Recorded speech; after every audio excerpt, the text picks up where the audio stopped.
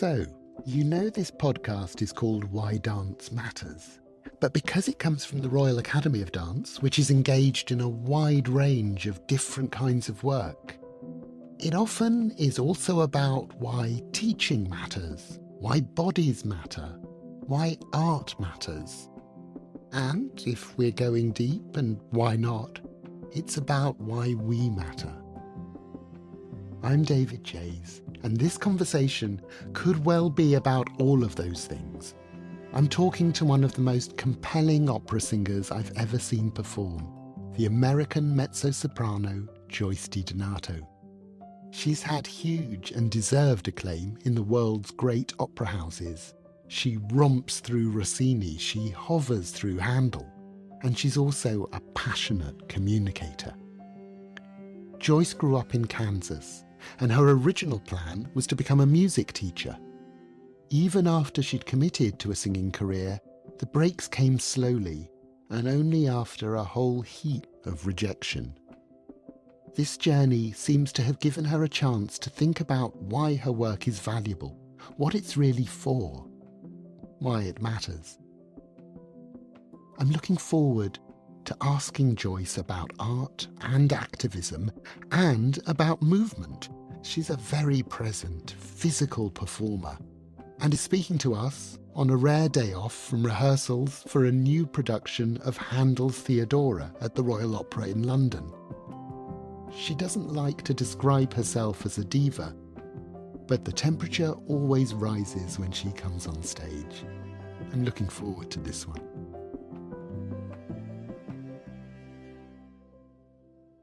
Joyce DiDonato, welcome to Why Dance Matters. Thank you, David. I'm so happy to be here. I'm assuming very good posture, just inspired by the idea that perhaps dancers are listening to me. I feel I've got my turnout going and I'm quite upright. I don't know how long I'll last, but it is a dancer thing, isn't it? Because you've worked, of course, in opera houses where I guess you might have shared space with dancers, and you can always spot a dancer from a distance, can't you? It's the spine. Always. And I have a love-hate relationship with it, I'll tell you, because I'm in deep admiration it's challenging because they highlight how out of alignment I often feel or how schlumpy I feel. And one of the reasons that we really wanted to speak to you is that you are such an engaged physical performer, quite apart from an extraordinary musical performer and a dramatic performer, but physicality seems really an important part of what you bring to performance. Is that what it feels like to you? Well, thank you. I really appreciate that. In all sincerity, I love music and I love movement and I love theater, and opera is certainly the combination of all of those high art forms. I'm very hyper aware that opera can be one of the most glorious, memorable experiences that somebody can have. And it can also be one of the most dreadful, awful, stupid experiences. And I've experienced both as an audience member. And so I have a huge fear of looking stupid and wasting people's time and money. And so I've always, from the very beginning, it's never made sense to me to walk on stage and just sing while we're supposedly in this heightened state of passion and drama and theater. I've thought the only way I have in good conscience I can really justify my being here and people spending money to come is I want to give them an extraordinary, unforgettable experience, which means I have to present my character, my role, my situation with every cell of my body, my mind, my heart, my voice, my soul. So I want people to be able to completely forget that I'm singing or that I'm Joyce DiDonato, but I want them to see me as the character before them. And that means having command of myself physically as well as vocally. And what does that mean in terms of how exhausting a physical act singing opera is? When you're come off stage after one of those epic 4-hour Handel operas, which are one of your specialities. What does that feel like? The really demanding roles feel like I've run a marathon, and there's recovery time for sure that is involved and that the body and the voice will demand. This happens also in the ballet, and this is very fresh in my mind because we were just at Romeo and Juliet last night at the Opera House. Oh, I wow. should have full disclosure, actually. My wonderful partner is from Argentina, and he's a ballet dancer, trained classical ballet, and has done modern dance and contemporary dance, etc. So I have a huge admiration and glimmer of an understanding of what the world of dance is for dancers, and I'm just really in amazement. We don't quite do the physical acrobatics and ballet dancers, but there's an energetic force that comes through holding your energy and your singing and the physicality of these roles over the course of a 3 or 4 hour evening. And it really is, the energy level is what is the most draining part of it. But it requires real stamina, and a stamina that has to be built, certainly over the years, but in each case with a new opera through the rehearsal process. And it's been actually fascinating to come back from the pandemic where I can still sing and study in the privacy of my own space, but you can't replicate what it is to give that energy to an audience. I have to be really disciplined about building that stamina back up. Oh, right. So just like the athletes, like the dancers who've come back after that enforced hiatus, you've had to do that sort of work as well. Absolutely. And the missing link is that you can't replicate the energy of an audience. Sure. We walk out and we're so excited to see an audience again, but then there's this immense rush of adrenaline and then nerves because we've been out of practice, and 2 years is a long time. A long time. And Yeah. so, is it still there, and how has it changed, and where's my emotional state? So there's been a lot at play in terms of coming back in front of an audience. But I have to say the overwhelming sensation is one of gratitude and having missed it a lot.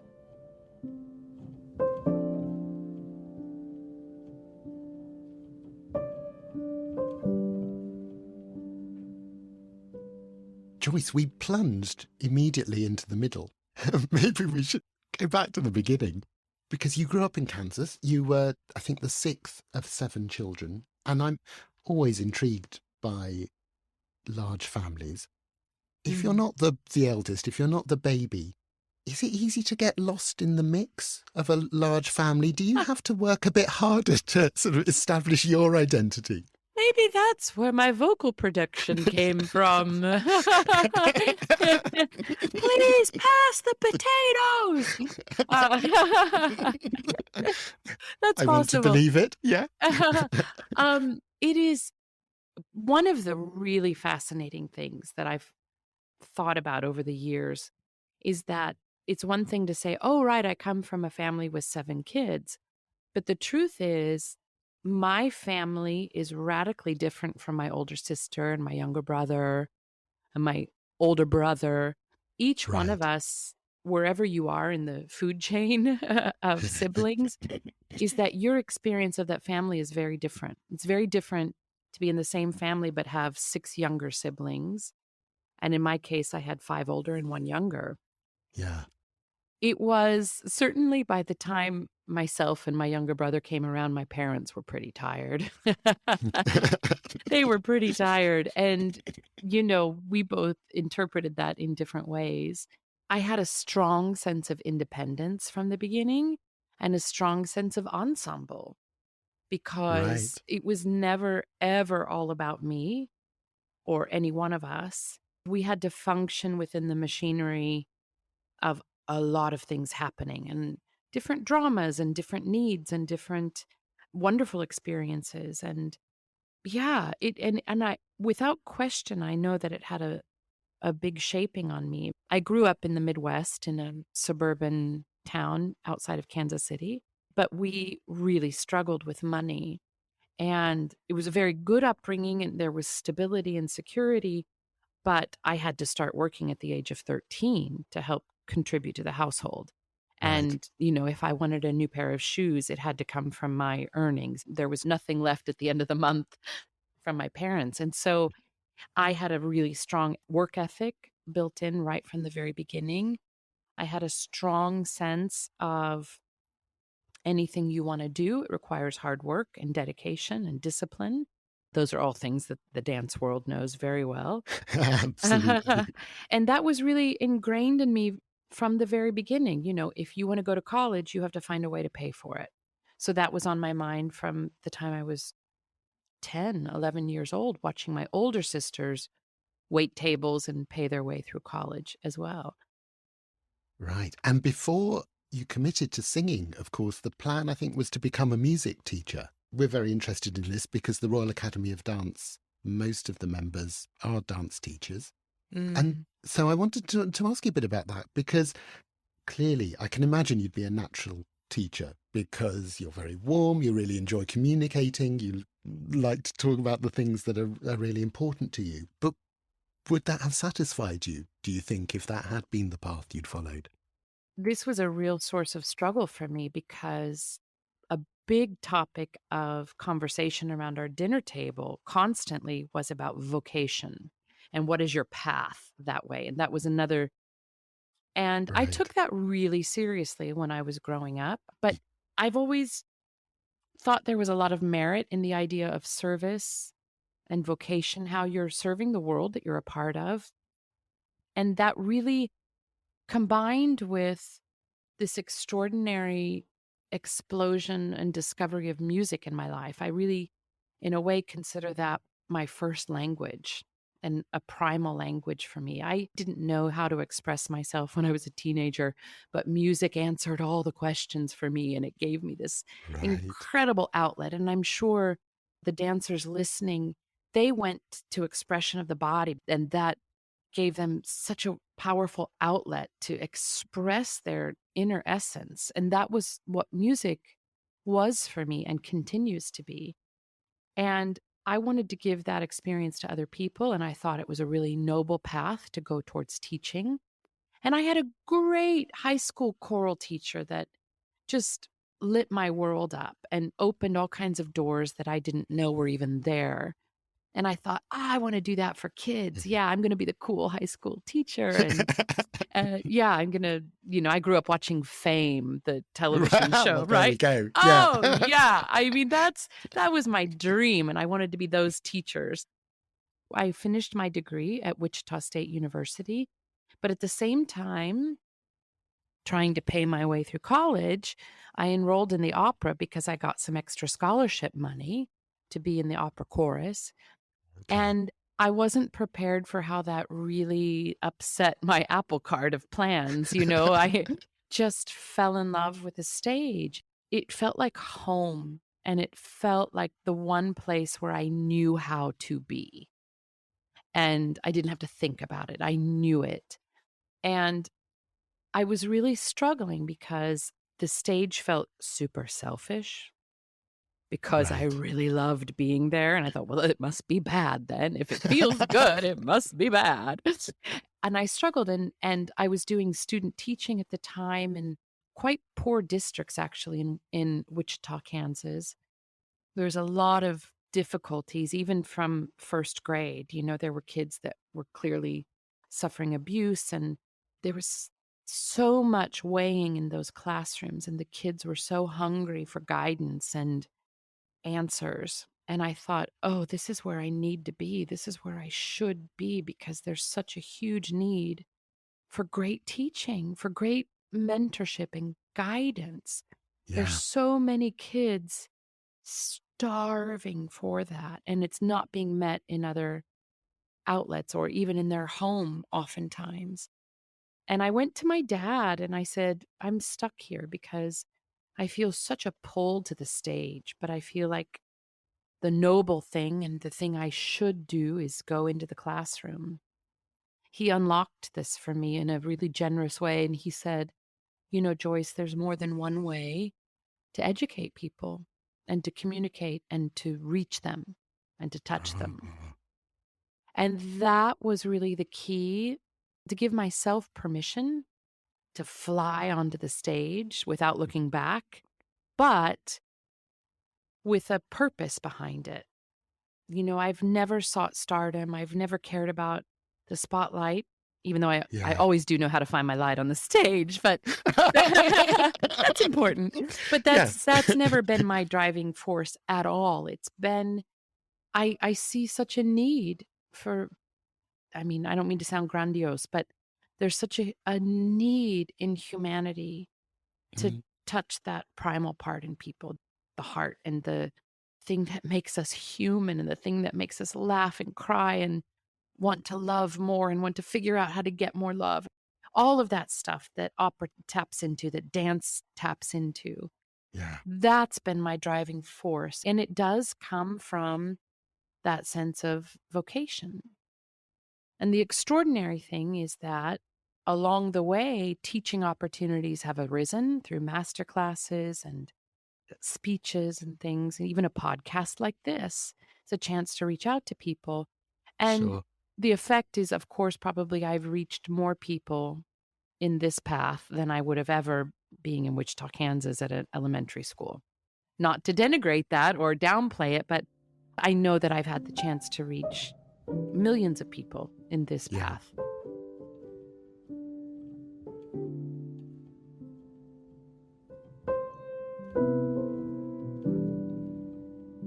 Another of the contrasts between a singer's career and a dancer's career is that a dancer has to be well on the way to being established by the age of 20. And for a singer and for you, it came quite a bit later. There could be a whole podcast series called The Early Disappointments of Joyce DiDonato. And it would be a real emotional roller coaster of audition rejections and harsh judgments at competitions. And, you've kind of weathered all of that. And Thank God those were there. That's who formed me. That's what kept pointing out what I needed to work on. I wouldn't trade those experiences, as devastating as they were at the time. I wouldn't trade it for anything. That was what I was going to ask, really, was how did you persevere, and how did, the teachers who said harsh things to you but wanted you to carry on and rebuild your technique and start again, how did you all know that there was something there that was valuable and worth persevering with? I would actually be interested to have this conversation, with an established dancer as well, that Yeah. there are many similarities between the dance world, especially the classical dance and classical singing, opera, in that the technical requirements are so huge and constant, right? You never arrive as a ballet dancer or as an opera singer. You have to keep honing and keep refining and keep pushing to go to find more freedom so that your expressive potential just has no limit. That's the goal, I think, for our training. And Yes. it takes a lot of technical work, and I still study with teachers and I still continue to work on it. But the real battle, once you start to work, once you're out of the conservatory or the academy, is mental. And it's the Mhm. mental battle that is, you're battling yourself inside. And you can be your best weapon and your best destructive force. and that has been, I think, where my real work has been. And it's what I credit for longevity in my career, Yeah. is that when the hits come and the disappointments or the bad performance or the rejection or the harsh critic, when those things come, I think how you weather it and how you approach it is everything. The first hit is always emotional. And there's Right. tears, or there's, how dare they say, what the hell? There's a lot of curse words that come out. Quite emotional. And then I think, wait a second, okay, let's approach this like a CEO of a global company. Let's actually really dissect what is happening. Why would the critics say that? Are they really that much of a masochist? Or is there a grain of truth in it? I've gotten pretty good at reading reviews or critiques, and I can say, okay, there's clearly an agenda here, or they clearly come from that school of thinking. I get it. It's nothing personal, but their taste is this. And I can decipher those things now pretty well. But Yeah. I did a role a few years ago at the Met in New York, and I'd had a really good run for a while of exemplary critiques. And these were not exactly exemplary, but they weren't quite trashing. But there was a consistent eh, about the reception to my role. And it was over Right. 4, 5, 6 different publications. And you have to look at that and say, huh, you can't just dismiss them and say, well, they don't know what they're talking about, which feels very good to say. Yeah. But you have to look at that and say, okay, wait a second, what's going on? Why did this miss? In the early rejections that you're talking about, I had a general director of a company that ended up really being a huge supporter of mine, but his first impression was not much talent. 3 Oh. words with a period at the end of it. I saw it in black and white, and it just Oh shattered my. me. And my way through that was, after the emotional hit, was to say, "Okay, where's that coming from, and what's blocking me from all of the things and all the expressive force that I feel within me? Why is that not arriving out there? Do I need more technical work?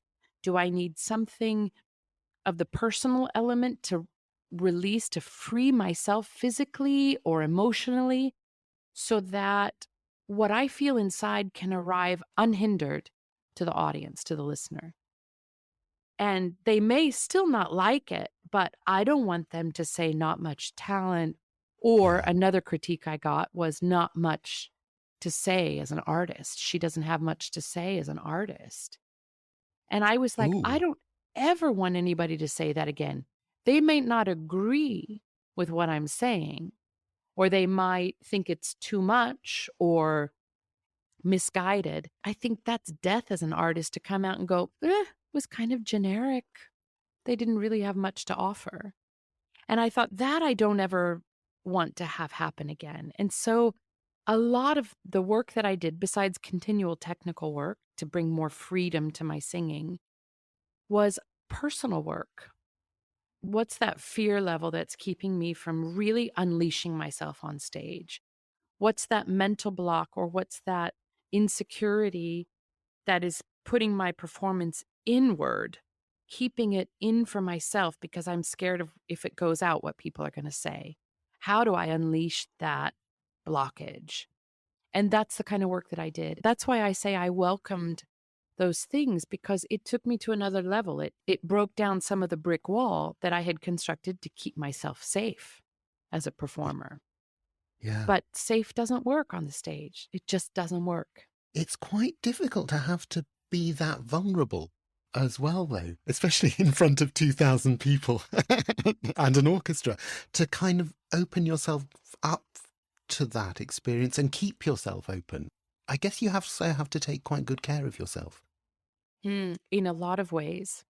And the first weapon that I can employ with that is, if I feel solid technically, and if I feel prepared in my music and the technical demands of the music, without that foundation, I can't open myself, because I've got to know that my voice is going to function in the way I want to employ it. And that takes a lot of technical work. But then that mental barrier, it becomes about allowing that vulnerability. But we all know, when we sit in the audience and we see a very technically accomplished but protected performance, it doesn't lift us to our feet. It doesn't Yeah. make us breathless. So, for example, last night at the Royal Opera Ballet, I see Natalia Osipova as Juliet. And this isn't, I don't think it's not the most demanding role for a female dancer, in my definite inexpertise about it, but it's not quite Giselle or Swan Lake. It's a Sure. little bit more male dominated ballet. Yeah. And the moments to shine, she does some exquisite dancing, but so much of it is about the acting. And oh my God, I didn't breathe for the entirety of the bedroom act when Yeah. she actually drops the vial of poison, and the way she, almost like a broken woman, torn between, girl really, torn between everything. What she did physically wasn't technique. It was the only way that drama and emotion could be expressed, because she was so open and, of course, so technically proficient. But what happened was she drew the entire audience into her emotional hurricane. And it was obvious that it had to be expressed physically the way she wasn't doing it. I wasn't aware of her dancing. I was aware of her total torment in that moment, and her battle with the poison, and her battle with the family, and her love for Romeo. And it was so completely committed and strong and vulnerable at the same time. It was masterful to witness. And I think it rarely happens, that combination of artist who is so proficient and the mechanism of the body and the technique are completely at their disposal. But at the same time, she makes a pact with the audience right from the first bar. Come here with me. Yeah. Come here with me. I'm going to go there, and I need you to come with me. And it's this energetic force that of course, it's where we all want to go, but it means we have to also suspend judgment in a way. It's dangerous for the ballet and the opera. It's such passionate supporters that it's easy to become the observer rather than the receiver in the audience, and to have our little pen and paper and go, well, she didn't quite do it as well as she did in Paris when she blah, blah, blah, or that's not the way Collis blah, blah, blah, or that's not the way, Yeah. yeah. And we The become the critic. scorecard. Yes. Yes. And I understand it, but Yeah. it means that we as an audience member, we also have to come with a vulnerability. And we have to suspend our expectation, as hard as that is, and say, okay, I'm going to receive what you give tonight, whatever it is. And we on the stage, we also feel that when the audience is saying, take us there, please take us there. There becomes this trust rainbow that goes from the stage to the audience, that those beautiful domes that are in so many of our theaters. The performer is saying, can I trust you? And can you trust me to take you there? And the audience goes, yeah, you can trust us, but can we trust you to give everything that you have? We'll keep it a safe space. And it becomes this beautiful dance, really, between the stage and the audience. And I don't know why it happens and sometimes why it doesn't. It's sort of that mystical moment that happens on the stage and in those nights that people say, I was there for that night. It's Yes. what we all want. It's why we all keep coming back to the theater. But what I love about it is that it involves a certain amount of trust that, not to go into a whole humanitarian topic, but, trust is lacking right now in our world. And it's why I think the theater is such a vital and urgent and imperative element of our society right now, is that it invites trust still.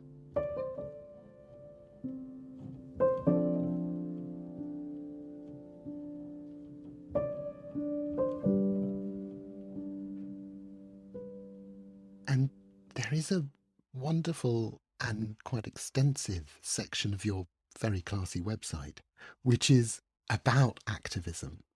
And you do outreach work in prisons, you worked with refugee children. Why is that strand of work so important to you? I've thought a lot about this. I grew up in the 80s. I'm such a child of the 80s. and the 90s. And wow, we had it pretty good, all things considered. At Yeah. least, in the Western world, which was my upbringing. We had it pretty good. And the wall came down and the Cold War ended and kumbaya. It was all like, we had it all figured out, right? That Yeah. was my sensation anyway. It's like, wow, we've got it all figured out. And then boom, we didn't.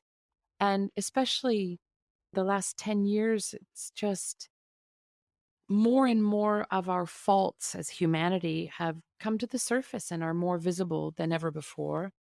And that having been said, again, returning to Romeo and Juliet, right? We're still, Yeah.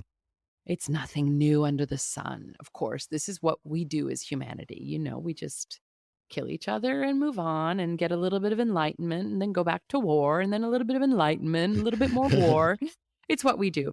But Yeah. I look at the world around me and I don't like a lot of what I see. And I'm inspired deeply by people that have chosen peace and love and humanity. One of the opera roles that has had perhaps the greatest impact on me is singing the character of Sister Helen Prejean, who's a real life nun. Yes. And she wrote the book, which the movie is based on, Dead Man Walking. It's also an opera. And it had a huge impact on me because this is a really fierce and passionate woman. The love story is not one of Traviata and Butterfly, where the soprano dies at the end for the tenor, but it's a real love story of a nun who went in because of a letter that a man on death row wrote to her and said, "Would you come talk to me?" And she did. And she became his spiritual advisor on death row in Louisiana. And she took him through to his execution. And here's the love story part of it. His name was Patrick Saunier, and they established a very close relationship. And a week or two before his execution, he said to her, "Sister, when they do this thing to me, I don't want you in the room." The one person that was his lifeline, really, at the Yeah. most unimaginable moment of his life, he released her and said, "I don't want you to be there because I don't want you to live with that for the rest of your life." I don't know that I've ever heard of a greater act of love. And she in turn turned to him and said, "Patrick, when they do this thing to you, I want you to look at me and I will be the face of love for you."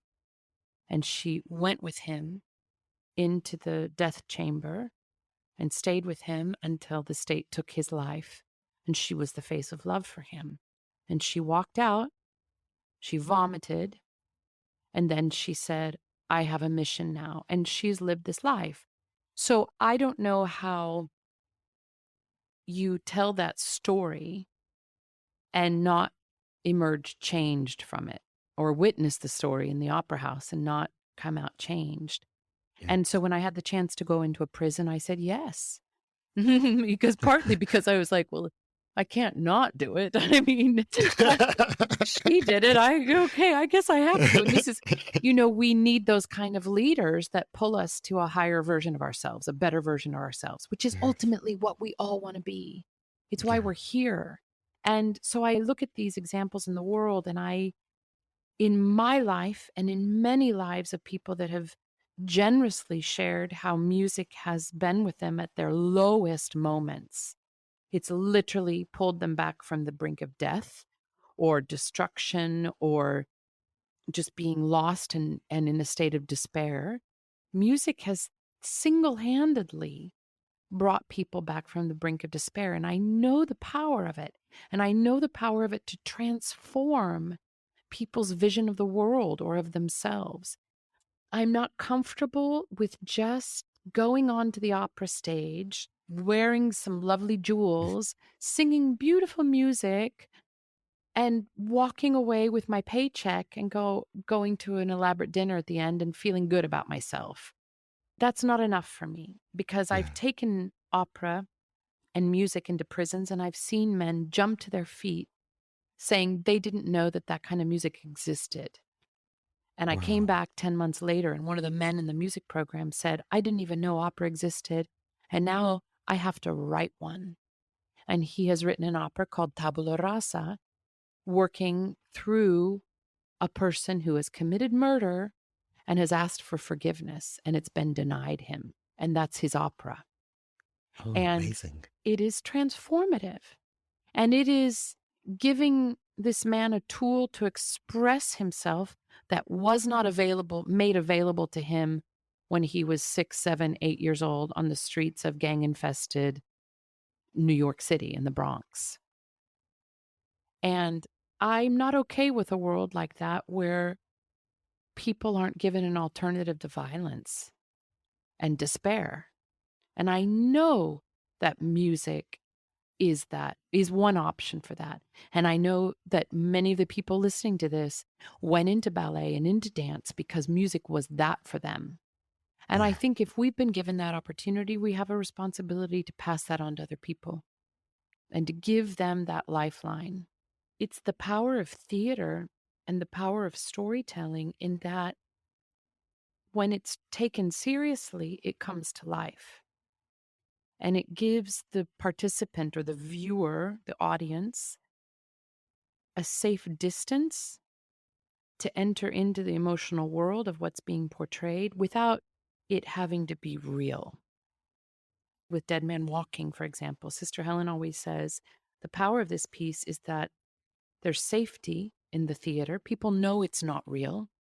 But when it's done well, at the same time, we've shown 2,000 people in one night. What the government won't show behind closed doors is that which is an execution.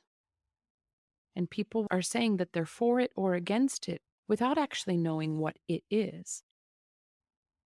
And I think that point of view, that opportunity for empathy is so important and necessary right now because we have a bankruptcy of empathy for our fellow human beings. And that's not political. Joyce, it has been such a privilege, such a pleasure to speak to you. I am going to stop, I promise, but we do have one last question. And it's something I think that we have touched on in various ways through this conversation, but it is the question of the podcast, which is, why does dance matter to you? First of all, anytime I can get my partner I'm a terrible dancer. That should be said. I have very little balance and I'm terrible. And, I tried to do the floss and my 10-year-old stepson just looks at me and goes, please, Joyce, just no, stop. I'm like, what? It's fun. He goes, no, stop. So I'm a terrible dancer, but I love it so much. And I've tangoed in Buenos Aires, and I've tried pliés at the bar, the ballet bar, and I do cha-cha-cha, and I dance silly, slow music with my partner, and without fail, this huge smile comes across my face. There's something timeless about it. There's something that I'm not sure I know how to articulate this exactly, but there's something where you're so fully present and equally outside of yourself at the same time that you can get lost in the music, that it takes you to a place either in the past or above yourself somehow, but you also have to be fully present to really enjoy it. And it's just something because I don't have to be good at it the way I have to be a good singer. I can be really bad, but I can still give myself permission to just enjoy it. And that feels so good. It's very lovely to be able to end on a place of pure pleasure. So let's do that. Joyce, it's been a real joy. Thank you so much. My pleasure. Thank you.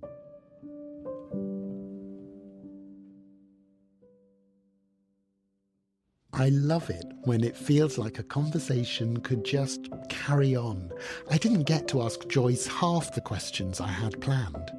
The generosity of her reflection and responses was a treat to hear. I really hope you enjoyed it as much as I did. Let us know what you think.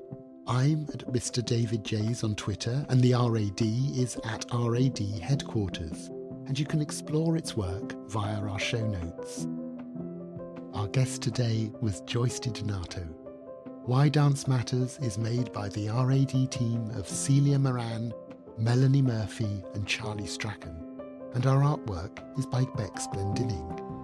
And she's no diva, but I always listen when our producer, Sarah Miles, has something to say. I'm David Jays. Take care and see you soon.